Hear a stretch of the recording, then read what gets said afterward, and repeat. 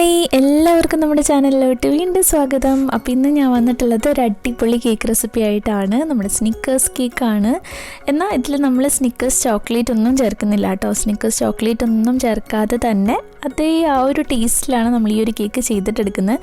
വളരെ ടേസ്റ്റി ആയിട്ടുള്ളൊരു കേക്കാണ് കേട്ടോ. അപ്പോൾ നമുക്ക് വളരെ എളുപ്പത്തിൽ ഓവണും ഇതൊന്നും ഇല്ലാതെ തന്നെ ഈ ഒരു കേക്ക് തയ്യാറാക്കിയിട്ടെടുക്കാം. അപ്പോൾ നല്ല എളുപ്പമാണ്. അപ്പോൾ നമുക്ക് വേഗം തന്നെ വീഡിയോയിലോട്ട് പോവാം. അപ്പോൾ ഈ ഒരു കേക്ക് ഞാനിവിടെ ഈ ഒരു സോസ് പാനിലാണ് ചെയ്തിട്ടെടുക്കുന്നത്. നിങ്ങൾക്ക് ഇതിന് പകരമായിട്ട് കേക്ക് ടിൻ വേണമെങ്കിൽ ഉപയോഗിക്കാം കേട്ടോ. അപ്പോൾ ഇതിൽ കുറച്ച് എണ്ണ തടവിയിട്ട് ഞാൻ കുറച്ച് മൈദ ഒന്ന് ഇട്ട് കൊടുക്കുന്നുണ്ട്. ഇതിന് പകരമായിട്ട് ബട്ടർ പേപ്പർ ആണെങ്കിലും വെച്ച് കൊടുത്താൽ മതി. ഇനി ഒരു ബൗളിലേക്ക് ഒരു അരിപ്പ് വെച്ചിട്ട് 1 കപ്പ് മൈദ എടുക്കുക.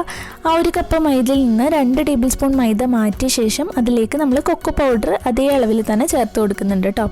അപ്പോൾ കൊക്കോ പൗഡറും മൈദയും കൂടെ ചേർത്തിട്ട് നമ്മൾ 1 കപ്പേ ആകെ ചേർക്കുന്നുള്ളൂ.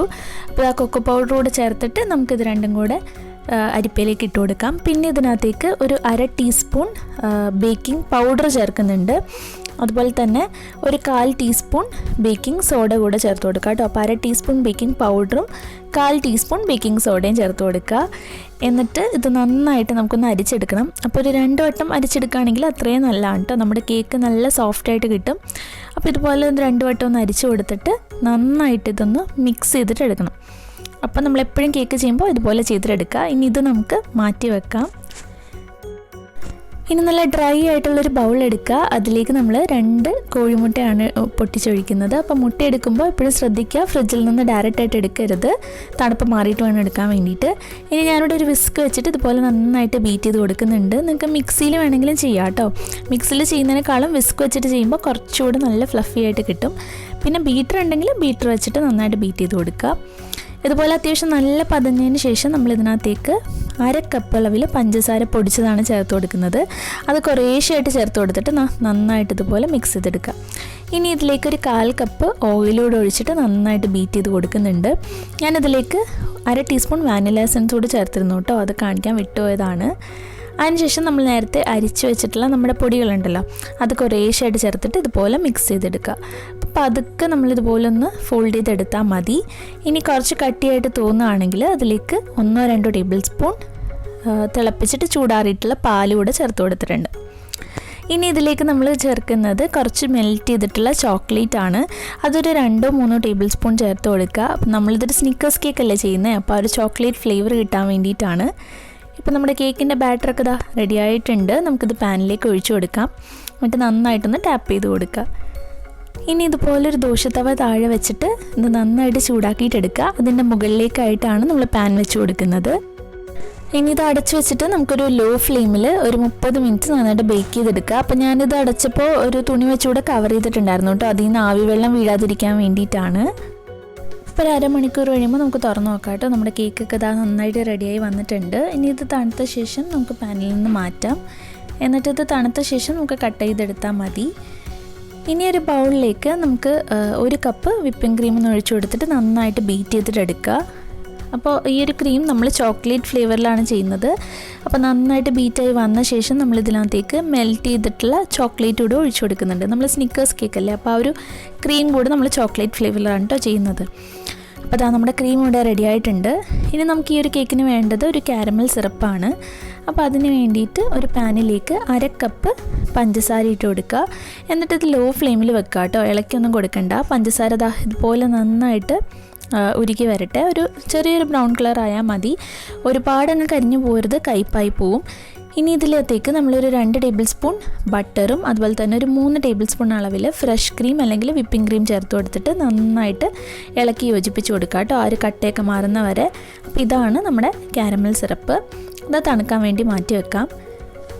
ഇനി നമുക്ക് കേക്ക് സെറ്റ് ചെയ്തെടുക്കാം കേട്ടോ. അപ്പോൾ ആദ്യത്തെ ലെയർ കേക്ക് വെച്ച് കൊടുത്തിട്ട് നന്നായിട്ട് ഷുഗർ സിറപ്പ് കൊണ്ട് വെറ്റ് ചെയ്ത് കൊടുക്കുക.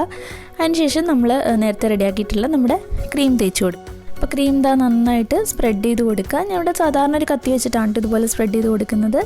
അതിനുശേഷം നമ്മൾ നേരത്തെ റെഡിയാക്കിയിട്ടുള്ള നമ്മുടെ കാരമൽ സിറപ്പ് ഉണ്ടല്ലോ, അത് തണുത്ത ശേഷം അതിട്ട് കൊടുക്കുക. കുറച്ച് ചോക്ലേറ്റ് മെൽറ്റ് ചെയ്തതും അതുപോലെ തന്നെ കുറച്ച് കപ്പലണ്ടി, വറുത്തിട്ടുള്ള കപ്പലണ്ടിയാണ് തൊണ്ടൊക്കെ കളഞ്ഞിട്ടുള്ളത്, അതുകൂടി ഇട്ട് കൊടുക്കുക കേട്ടോ. അതിനുശേഷം നമ്മൾ അടുത്ത ലെയർ കേക്ക് വെച്ച് കൊടുക്കുന്നുണ്ട്. അതിൻ്റെ മുകളിലായിട്ട് നമ്മൾ ക്രീം തേച്ച് കൊടുക്കുക. നേരത്തെ ചെയ്ത പോലെ തന്നെ കാരമൽ സിറപ്പും അതുപോലെ തന്നെ കുറച്ച് ചോക്ലേറ്റ് സിറപ്പും പിന്നെ നമ്മുടെ കപ്പലണ്ടിയും ഇട്ട് കൊടുക്കുക. അപ്പോഴാണ് ആ ഒരു സ്നിക്കേഴ്സിൻ്റെ ആ ഒരു ടേസ്റ്റ് കിട്ടുക കേട്ടോ നമ്മൾ കപ്പലണ്ടിയൊക്കെ ചേർക്കുമ്പോൾ. ഇനി ലാസ്റ്റത്തെ ലെയർ കേക്ക് കൂടെ വെച്ചിട്ട് നന്നായിട്ട് ഷുഗർ സിറപ്പ് കൊണ്ട് വെറ്റാക്കുക. അതിനുശേഷം നമുക്ക് ക്രീം കൊണ്ട് ഫുള്ളായിട്ട് ഇതുപോലെ കവർ ചെയ്തെടുക്കാം. എന്നിട്ട് ഇതൊക്കെ നമ്മുടെ ഹോം മെയ്ഡ് ആയിട്ടുള്ള സ്ക്രാപ്പറാണ് കേട്ടോ. ഇതിൻ്റെയൊക്കെ വീഡിയോ നമ്മൾ ചെയ്തിട്ടുണ്ട്. അപ്പോൾ അത് വെച്ചിട്ട് നന്നായിട്ട് നമ്മുടെ കേക്കൊക്കെ ഒന്ന് ലെവൽ ചെയ്തെടുക്കുക. അത് നന്നായിട്ട് റെഡിയാക്കി എടുത്തിട്ടുണ്ട്. ഇനി ഇതിനകത്തേക്ക് നമ്മൾ നേരത്തെ റെഡിയാക്കിയിട്ടുള്ള നമ്മുടെ കാരമൽ സിറപ്പ് തന്നെയാണ് ഒഴിച്ചു കൊടുക്കുന്നത്. അപ്പോൾ അത് നടുക്ക് ഭാഗം നമ്മളൊന്ന് ഒഴിവാക്കി വിട്ടിട്ട് ബാക്കി സൈഡിലോട്ടൊക്കെ ഈ ഒരു സിറപ്പ് ഒഴിച്ചു കൊടുക്കുക. അതിൽ കുറച്ച് ചോക്ലേറ്റ് സിറപ്പ് ഒഴിച്ചു കൊടുത്തിട്ടുണ്ട്. എന്നിട്ട് നമുക്ക് ബാക്കി ഉള്ള ക്രീം കൂടെ വെച്ചിട്ട് ഒക്കെ ഒന്ന് ഡെക്കറേറ്റ് ചെയ്തെടുക്കാം. അപ്പോൾ ഈ ഡെക്കറേഷനൊക്കെ നിങ്ങൾക്ക് ഇഷ്ടമുള്ള രീതിയിൽ ചെയ്യാം കേട്ടോ. അപ്പോൾ ഇത് ഇങ്ങനെ തന്നെ ചെയ്യണം എന്നൊന്നുമില്ല, നിങ്ങൾക്ക് ഇഷ്ടമുള്ള രീതിയിൽ കേക്ക് ഡെക്കറേറ്റ് ചെയ്തെടുക്കുക. ഞാനിപ്പോൾ ബാക്കിയുള്ള ആ ഒരു ക്രീം ഉണ്ടായിരുന്നതുകൊണ്ട് മേളിൽ ഇതുപോലെയും അതുപോലെ താഴെയും ഒരു ഇതുപോലെ ഒന്ന് ഡെക്കറേറ്റ് ചെയ്ത് കൊടുക്കുന്നുണ്ട്. അപ്പോൾ അതൊക്കെ നിങ്ങളുടെ ഇഷ്ടത്തിന് ചെയ്യാം കേട്ടോ. ഇനി നടുക്ക് നമുക്ക് കുറച്ച് കപ്പലണ്ടി ഇട്ട് കൊടുക്കാം. അതുപോലെ തന്നെ ആ ഒരു കാരമൽ സിറപ്പ് ബാക്കി ഉണ്ടായിരുന്നു, അപ്പോൾ അതും ഒഴിച്ചു കൊടുത്തിട്ടുണ്ട്. അതുപോലെ കുറച്ച് ചോക്ലേറ്റ് സിറപ്പ് ഒഴിച്ചു കൊടുത്തിട്ടുണ്ട് കേട്ടോ.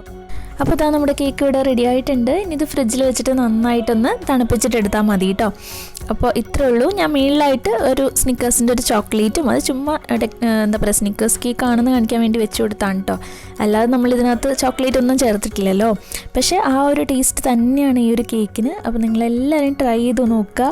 ഉള്ളിൽ ആ ഒരു നട്ട്സും അതുപോലെ നമ്മുടെ കാരമൽ സിറപ്പും ചോക്ലേറ്റും ഒക്കെ കൂടെ കഴിക്കാനായിട്ട് നല്ല ടേസ്റ്റാണ്.